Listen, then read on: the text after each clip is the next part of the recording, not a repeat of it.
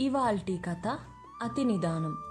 రఘువీరుడనేవాడు ఒక జమీందారు ఇంట్లో ఆయనకు చేదోడు వాదోడుగా ఉంటూ ఆయన ఇచ్చేదాని మీద జీవిస్తున్నాడు.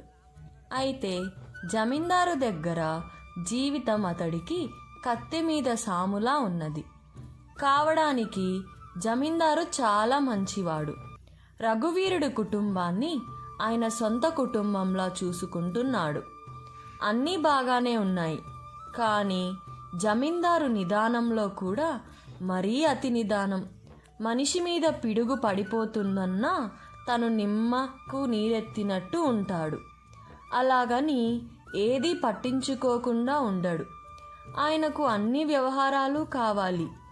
ఊళ్ళో సోమయ్య అనే రైతు కూతురికి పెళ్లి జరిగింది. ఆ పెళ్లికి పందిళ్ళు తను వేయిస్తానని జమీందారు సోమయ్యకు చెప్పాడు. పెళ్లి రోజు దగ్గర పడుతుందన్నగా సోమయ్య రఘువీరుడి చుట్టూ తిరగసాగాడు.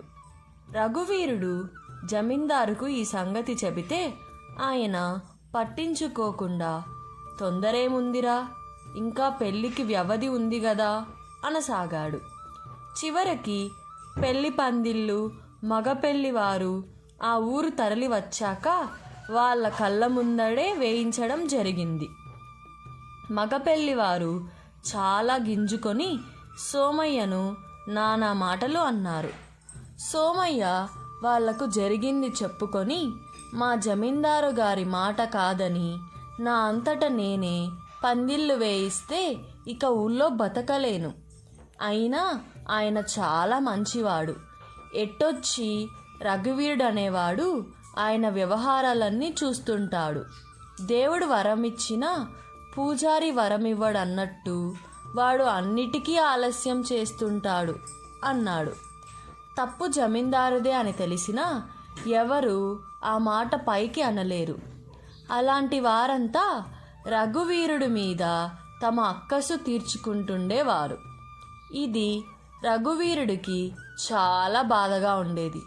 కానీ రఘువీరుడు కారణంగా తన పరువు నిలబడుతుందని జమీందారుకు తెలుసు. అందువల్ల ఆయన వాణ్ణి ఆత్మీయుడిలా చూసుకునేవాడు. ఒకసారి ఆ దేశపు రాజు పొరుగు గ్రామం మీదుగా వేటకు వెళుతున్నట్టు తెలిసింది. జమీందారు వెంటనే రఘువీరుడితో రాజుగారికి తమ గ్రామంలో విడిది ఏర్పాటు చేయమని చెప్పాడు. వద్దు బాబు, మహారాజు పరమ కోపిష్టి అని విన్నాను.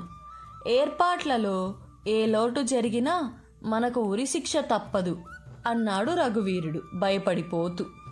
మన ఏర్పాట్లలో లోట్లెందుకు జరుగుతాయి అన్నాడు జమీందారు కోపంగా. రఘువీరుడు మాట్లాడలేదు. మహారాజుకు కబురు వెళ్ళింది. ఆయన సంతోషంగా అంగీకరించాడు.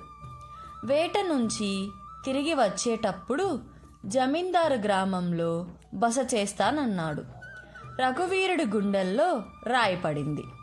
జమీందారుకు ఒక బావమరిది ఉన్నాడు. రాజును తమ ఊరికి ఆహ్వానించడం కొరివితో తలగొక్కున్నట్లనే అతడికి తెలుసు. అతను ముందుగానే రాజుగారి అనుచరుల్లో కొందరిని మంచి చేసుకున్నాడు. వాళ్లతో తన బావ ఏ పనైనా రఘువీరుడనే వాడికి అప్పగిస్తాడని, ఏర్పాట్లలో ఏదైనా లోటుపాటు జరిగితే అవి వాడి బుద్ధిపూర్వకంగానే చేసేవే అని చెప్పాడు. ఈ విషయం వీలు దొరికినప్పుడు రాజుగారితో చెప్పమన్నాడు. వాళ్ళు సరేనన్నారు. ఈ సంగతి రఘువీరుడికి తెలియదు. జమీందారు నిదాన గుణంలో ఏ మార్పు రాలేదు. రాజు రావలసిన రోజుకు ఆయన విశ్రాంతి భవనంలో ఏర్పాట్లు ఇంకా పూర్తి కాలేదు. అయితే వేటలో రాజు గాయపడడం వల్ల ఒక్కరోజు ఆలస్యంగా వచ్చాడు. ఆ లోటు అలా తీరిపోయింది. విశ్రాంతి భవనంలోని చక్కని సౌకర్యాలు చూసి రాజు చాలా సంతోషించాడు. రాజు రాత్రికి తనకేం వంటకాలు కావాలో జమీందారుకు చెప్పాడు. ఆయన అంతా శ్రద్ధగా విని తన వంటవాడికి చెప్పాడు. వాడు వంటగదికి వెళ్ళి కొంతసేపటి తర్వాత తిరిగి వచ్చి కూరల్లో రాజుగారు కుంకుమ పువ్వు వాడమన్నారు. అది లేదు, వెంటనే తెప్పించండి అని చెప్పాడు. ఈ విషయం జమీందారు రఘువీరుడికి రాత్రి అయ్యాక చెప్పాడు. వాడు ఊళ్ళో విచారించగా ఆ కుంకుమ పువ్వు పొరిగూరిలో ఉన్న పెద్ద దుకాణంలో తప్ప మరెక్కడా దొరకదని తెలిసింది. రాజుగారి భోజన సమయం కావస్తున్నది.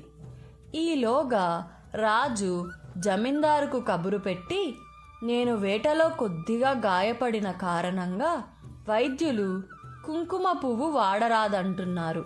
మీరిప్పటికే పదార్థాలు అవి చేయించి ఉంటే నా కోసం మళ్ళీ వంట చేయించండి, కొంచెం ఆలస్యమైనా పర్వాలేదు అన్నాడు. ఈ వార్త రఘువీరుడికి తెలిసింది. అతడి గుండె తేలిక పడింది. అసలు కుంకుమ పువ్వు లేకుండానే వంట పూర్తి కావడం వల్ల రాజుకు సకాలంలోనే భోజనం వడ్డించబడింది. రాజు ఆశ్చర్యపోయాడు. భోజనం ఆలస్యం కానందుకాయన జమీందారును మెచ్చుకున్నాడు. మర్నాడు రాజు తనకు జరిగిన ఆతిథ్యం విషయంలో ఎంతో తృప్తి చెంది ఆ గ్రామానికి ఎన్నో సదుపాయాలు కలగచేస్తానని వాగ్దానం చేశాడు. అంతేగాక గ్రామ పెద్దలందరి ముందు రఘువీరుణ్ణి పిలిచి, నీ గురించి విన్నాను, నీ వంటి సమర్థుడు దొరికిన ఈ జమీందారు గ్రామస్తులు చాలా అదృష్టవంతులు అంటూ మెచ్చుకున్నాడు. రాజు వెళ్ళిపోయాక ఊళ్ళో రఘువీరుడి పరపతి పెరిగిపోయింది. అతడు మహారాజు అభిమానానికి పాత్రుడయ్యానని తెలిసి అంతా అతన్ని గౌరవించసాగారు. జమీందారు కూడా రఘువీరుడి చేతులు పట్టుకొని, ఇంతకాలం నిన్ను కన్న కొడుకులా భావించాను, కానీ ఈ రోజు నుంచి నువ్వు నిజంగా నా కన్న కొడుకువే అన్నాడు. ఆ మాటకి రఘువీరుడు సంతోషించపోగా ఎంతో బాధతో, నేనిక మీ దగ్గర ఉండదలచలేదు, ఏ పట్నమో పోయి స్వతంత్రంగా బతుకుతాను. రాజంతటి వాడు వచ్చినా మీరు మీ అతి నిదాన స్వభావం మార్చుకోలేదు. ఆ కుంకుమ పువ్వు విషయంలో ఏ దైవశక్తో మనల్ని కాపాడింది. రాజుగారు మన ఆతిథ్యానికి పూర్తిగా తృప్తి చెందాడు. ఇందువల్ల మీలో నిదాన గుణం మరింతగా పెరిగిపోతుంది. మీరు ఇక్కడికి ఏ చక్రవర్తినో ఆహ్వానించవచ్చు. అప్పుడు జరగబోయేదేమిటో నేను ఊహించగలను అన్నాడు.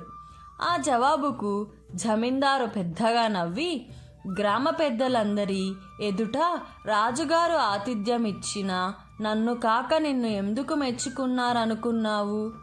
ఆయన అనుచరులు నన్ను గురించి, రాత్రి జరిగిన దాని గురించి సర్వం ఆయనకు చెప్పేశారు.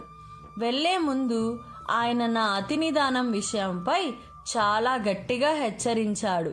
తెలిసిందా? రాజంతటి వాడు హెచ్చరించాకనే పాటించకపోతే జమీందారికే ముప్పు. అర్థమైందా అన్నాడు. రఘువీరుడు అర్థమైందంటూ చాలా సంతోషంగా తలాడించాడు. కథ సమాప్తం. ఈ కథ మీకు నచ్చినట్లయితే మా ఛానల్కు లైక్ చేసి, షేర్ చేసి, సబ్స్క్రైబ్ చేయండి.